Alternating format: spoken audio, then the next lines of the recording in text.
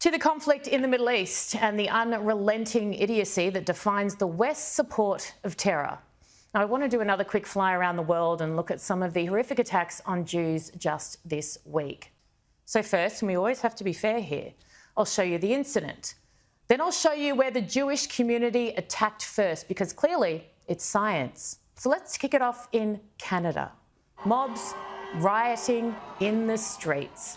Even Justin Trudeau, potentially the weakest leader in the world, but as I said last week, competition in that division, well, it's stiff.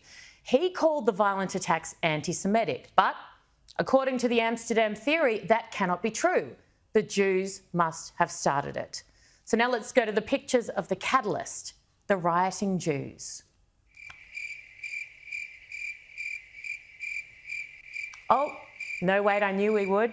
We found it. An incident involving a Jewish man in Montreal. He must have provoked the entire thing. Oh no, he was just being Jewish, having a coffee, but moved on by police because apparently his presence wearing a kippah near a pro-Palestine rally was a threat to public order. In the United Arab Emirates, Rabbi Zvi Kogan was horrifically murdered. Not that you'd know from the New York Times coverage. Israeli rabbi who disappeared in Dubai is found dead. Sounds like a tragic accident. No, he was brutally killed for the crime of being Jewish. But if we apply the logic of the well thought out and evidence-based Amsterdam theory, he must have started it. This incredibly loving, kind and generous human being who had devoted his life to God must have been at fault in some way, shape or form. Because there is no way he was killed just for being Jewish. That doesn't happen, they tell us. So let's roll the vision now of him starting it.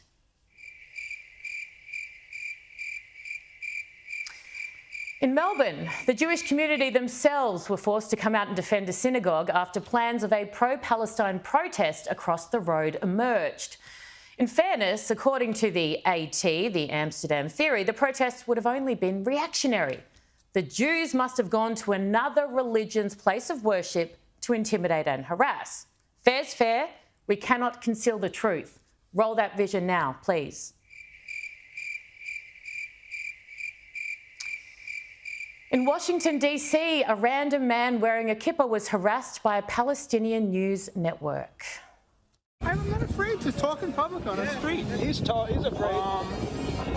I think the Palestinians are entitled to a state. Okay. And they would have had it multiple times if they put down their guns and cut out the terrorism. Sure, go back to Europe, you schmuck.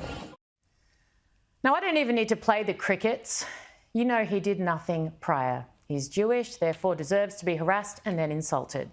In London, Jewish schoolgirls were violently attacked, glass bottles thrown at their heads, hospitalised. Again, no crickets required. You know, they didn't start it, they didn't deserve it.